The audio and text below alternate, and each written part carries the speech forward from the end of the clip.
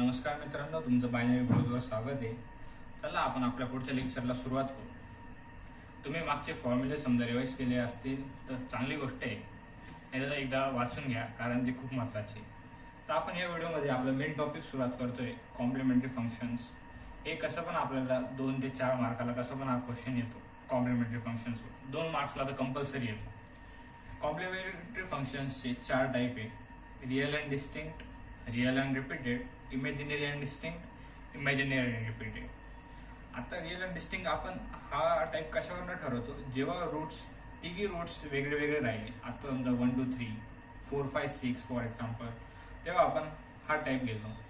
Repeated, जेव्हा last 2 digit आपल्याला repeated दिसले तर हे रिअल अँड रिपीटेड राहतात. सिम्पल लॉजिक आहे, काही टेन्शन घेऊ नका. Imaginary and distinct. इमॅजिनरी हा पार्ट हा जेव्हा आपल्याला आय दिसतो, आपल्या कॅल्सीमध्ये आपल्याला डायरेक्टली आय दिसतो. आय दिसल्यावर हा टाईप डायरेक्टली ठरवून घ्यायचा इमॅजिनरी अँड डिस्टिंक्ट. आणि आपण इमॅजिनरी अँड डिस्टिंक्ट हा पार्ट आहे ना एकदम इझिली याच्यात लिहू शकतो y = टाईप्समध्ये. ते मी तुम्हाला पुढे सांगून देईन. इमॅजिनरी रिपीटेड हा तर सगळ्यात सोपं आहे. जेव्हा दोघी रूट्स सिमिलर दिसायला लागले तर हा आपण इमॅजिनरी अँड रिपीटेड कन्सिडर करू शकतो. आता हे लिहायचे कसे ते तुम्हाला मी सांगतो. आता हे जेव्हा रूट्स निघतात त्याच्यानंतर आता फर्स्ट टाईप मी तुम्हाला सांगतो इमॅजिनरी रिअल अँड डिस्टिंक्टचा. आता रिअल अँड डिस्टिंक्ट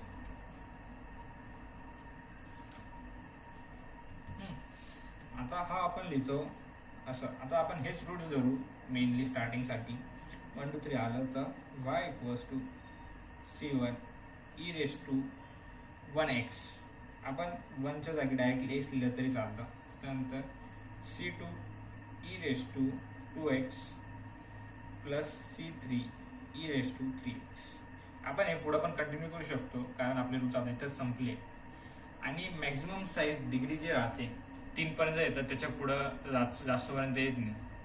आपण ते पण पुढं सॉल्व्ह करायचा प्रयत्न करू.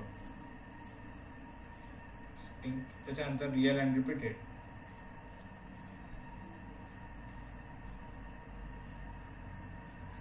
रिअल अँड रिपीटेडसाठी हेच रूट्स घेऊ. परत आता c1 e⁻, आता 1 आहे म्हणून आपण मी काही लिहित नाही आहे, प्लस c2 + c3x. हा जो x राहतो तुम्ही इथं पण लिहू शकता किंवा लेफ्ट c2ला पण लिहू शकता ॲज यू विश. त्याच्यानंतर e⁻2x. आता आपण इमॅजिनरी अँड डिस्टिंक्ट पार्ट बघू. आता याचे roots minus plus minus 2y.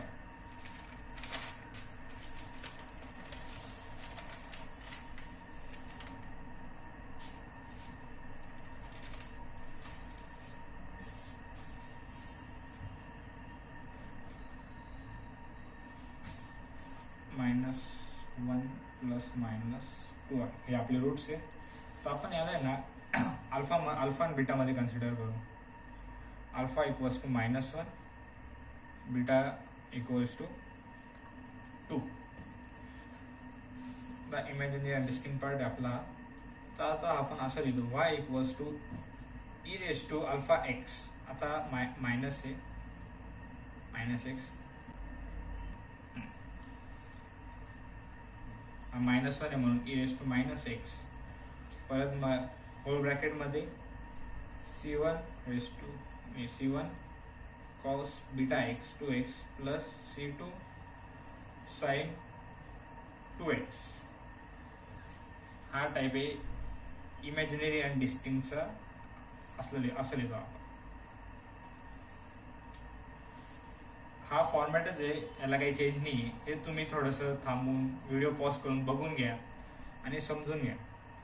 आता इमॅजिनरी अँड रिपीटेड. इमॅजिनरी आणि रिपीटेडसाठी रूट्स 1/2 + -√3/2i, 1/2 + -√3/2i.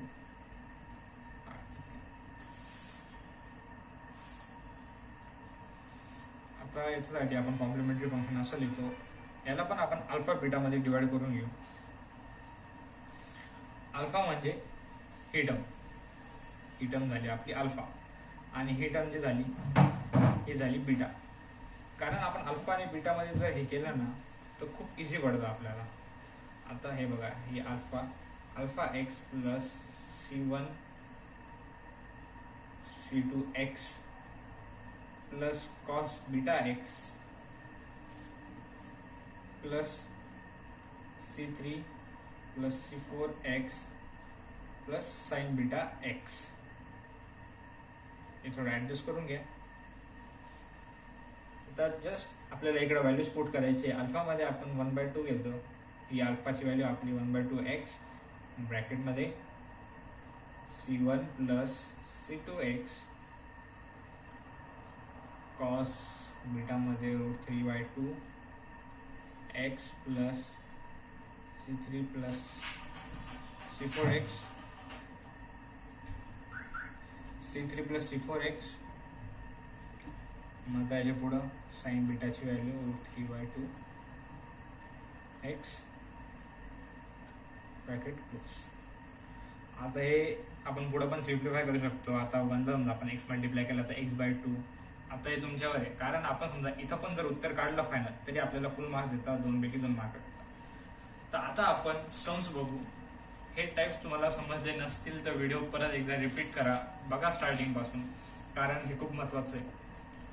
तर आपण सम्स बघू.